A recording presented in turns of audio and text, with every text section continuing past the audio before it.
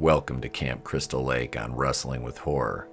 I'll be your counselor and guide through the tales of terror that all transpired during the month of fright, culminating in one night where the passage between the land of the living and the dead is lowered and the spirits of the departed run amok. Or, if you don't believe in the supernatural, there's enough real-world horrors to make the hair on the back of your neck stand up and double-check all the locks in your house. Story number 1. I'm a 28-year-old female, and I've always enjoyed Halloween. First, let me say I'm not your typical pumpkin spice and Ugg boots cliche in the fall. I'm more of a horror marathon and haunted house type, much to the chagrin of my closest friends who can't understand my love for all things scary. So now that you have a little background on me, I'll recount the scariest thing that's ever happened in my life thus far. I somehow convinced a good friend of mine, we'll call her Sherry, to visit one of my favorite things in October, a haunted attraction. The one we'd be traversing through is massive, and one of the top rated in the US. It took me a full week to convince Sherry to accompany me. And this is the point where I admit that if I wasn't single, this whole event never would have taken place. I honestly feel like the man, and I'm assuming it was a man given his size, wouldn't have done what he did if I was with a boyfriend as opposed to another woman. It's also of note that we're very small in stature. Neither of us is over 5'3" or weigh more than 110 pounds. The night we went to the haunted house was cool and crisp, not too cold or warm, just a pleasant October night, which always makes it more enjoyable when you're not battling the weather on Halloween. Sherry and I made the drive to the attraction, which was about 20 minutes from my house. The whole drive was lighthearted conversation and laughs. Even when we got there, it seemed as though Sherry was going to enjoy this as much as I was, which made me happy considering her previous reservations about accompanying me on this journey. I grabbed our tickets and we jumped in line. We kind of got caught up in the atmosphere, given the excitement of the others in line, with our anticipation growing, and we both shared sips from a mixed drink I put into a water bottle and had stuffed in my hoodie. I figured a little bit of alcohol would loosen Sherry up and help us enjoy the thrills of being safely terrified in this setting. We hand over our tickets, have our last-minute instructions, and make our way in. The dim lights, sound effect, smoke, and overall ambience were an assault on the senses, and they create the struggle between the part of your brain that says, this isn't real, and the other part that tells you, run or you're going to die. It's also noteworthy to mention that in this particular attraction, the actors are allowed to touch you, but if you touch them back, you're immediately ejected. Sherry had joked around about slapping anyone who touched her, but she knew she couldn't do that because neither of us wanted to fork over $50 and then not get our money's worth. The actors, the costumes, the blood and gore effects were enough to give me nightmares, but Sherry was reduced to tears within minutes due to the visuals and aggressive nature of the actors. We were entering a long hallway, and I'd be remiss if I said it didn't remind me of the hospital Rick woke up in The Walking Dead. Dimly lit, flickering lights, wires hanging from the ceiling, dilapidated appearance, and everything to bring the aesthetic to life. Sherry was behind me, and as we slowly moved forward through the narrow corridor, and in between the flickering of the lights, I noticed a man in all black with a skull mask on poke his head out of a hallway door. Normally, this wouldn't have raised any red flags, except for in this particular attraction, no one had that basic of a costume on. They were all cinema quality effects and wardrobe, but here was this hoodie and skull mask you could buy at your local store. Uncharacteristically for me, I got a cold chill across my body, so I squeezed Sherry's arm and leaned into her that someone is hiding up there, and I don't think they're part of the attraction. Sherry froze immediately in place. She pulled me close to her by my sweatshirt and said, "What do you mean?" I repeated myself that I saw someone stick their head out twice since we've been in this hallway, and I don't think they're dressed well enough to be part of the haunt. Even in the dark, I could see the blood drain from Sherry's face as her expression went from bewilderment to sheer horror. At this point, we could have called for one of the uniformed workers who would escort you to what they refer to as chicken doors, so you could simply leave the attraction without finishing the tour, or move forward past the point where this unknown person was hiding and hope we weren't followed. And now I'm glad we didn't pregame more heavily before entering the attraction. I decided for us that it made no sense how some random crazy person would slap down $50, attempt to hide in an attraction with dozens and dozens of employees in hopes of accomplishing what? Robbing? Abducting someone? In my head, as aware as I am of my surroundings, I never saw this as a plausible scenario, which is why what happened took place. We're slowly walking down the hall.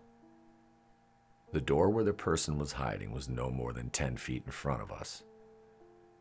Sherry and I were basically a single entity at this point because we were huddled together on the left side of the hall to try to stay as far away from the door as possible. In our 110-pound minds, this would make us harder to grab, but I was wrong. We were parallel to the door, and no more did I glance to the right at the open doorway and the pitch-black room. In an instant, a flash of white surrounded by inky black lunged, grabbing my arm and shoulder hard. I screamed, as did Sherry. The assailant was undeterred by this, as I guarantee in his mind, he thought because all the other noises and screams that it wouldn't draw any attention. In the dim lights of the hallway, I finally got a clear look at the man's stature as he had a hold of me. He had to be at least 6'5". The weirdest thing is, he made no sounds. And his mask had those mesh coverings over the eyes. So in the instant that I did look into his mask, where his face should have been, I saw nothing but blackness. I know he was trying to pull us into that room, because after I thought about what happened, there was nothing in that hallway until we rounded the corner and walked about another 25 feet. It was supposed to build the next scare, and let me tell you, there's nothing scarier than an attempted abduction when all you want is fake blood and gore. We screamed until we were both almost hoarse, and he must have gotten scared that someone else would show up, because in an instant, he let go of my arm and shoulder and proceeded to double arm shove me into Sherry, causing us both to fall over after we collided with one another.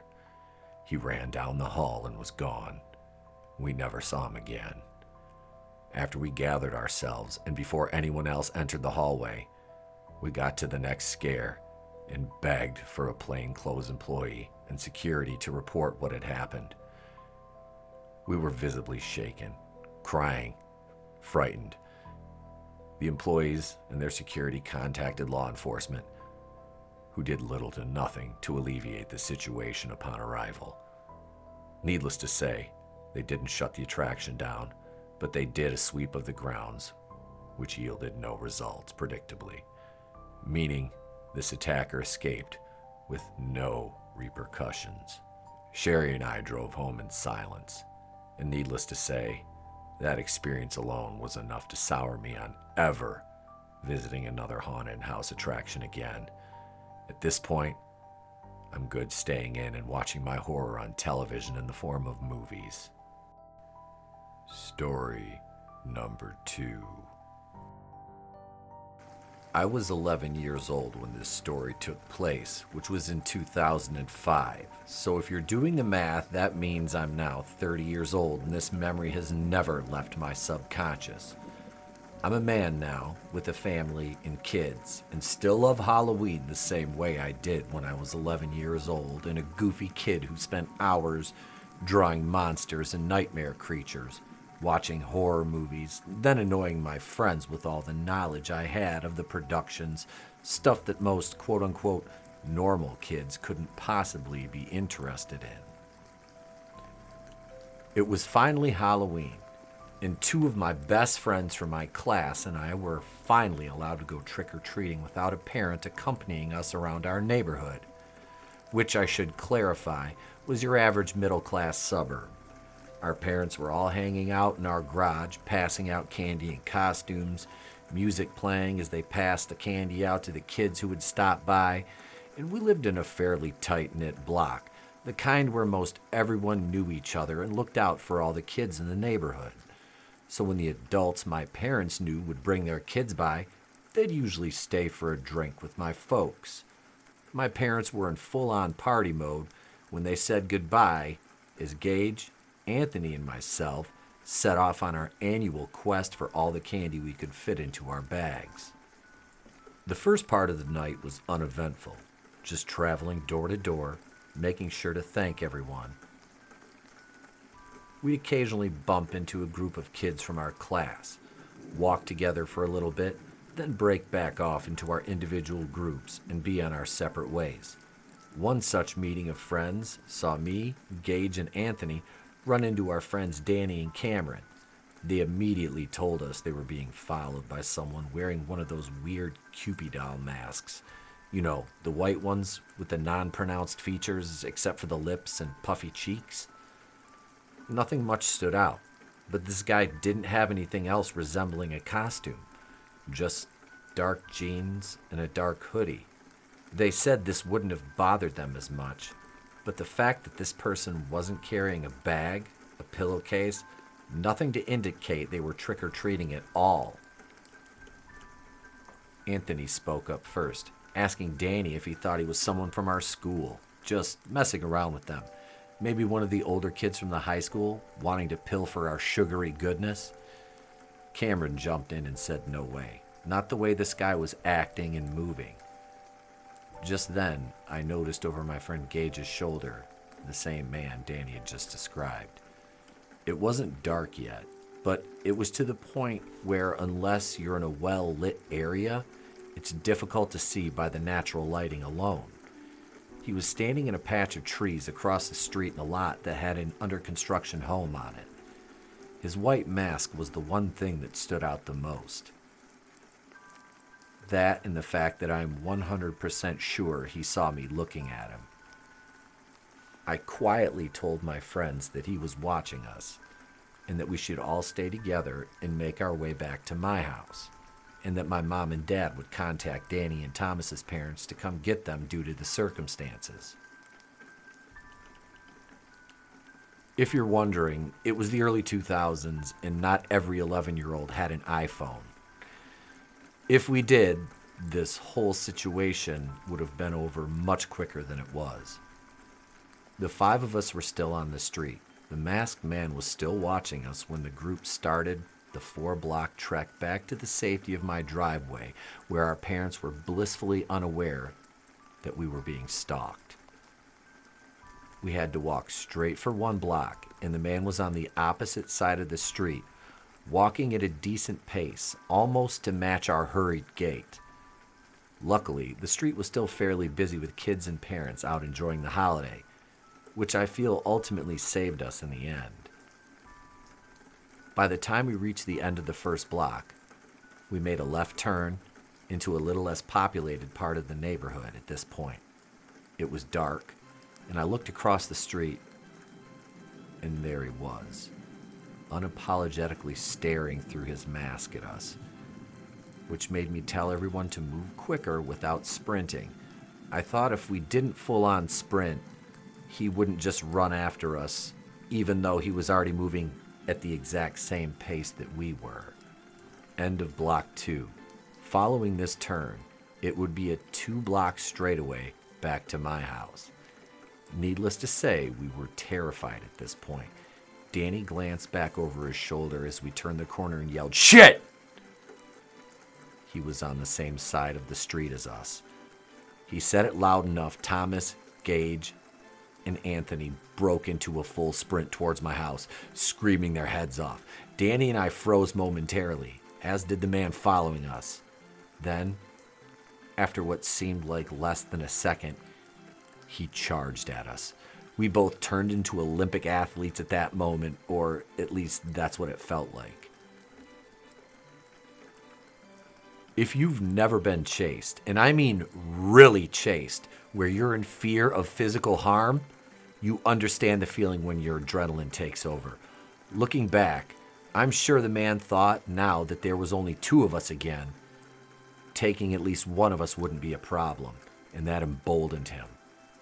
By the time we could clearly make out my house, and my garage in particular, all five of us were screaming our heads off, and I remember seeing Anthony's dad come down the driveway to see what was happening.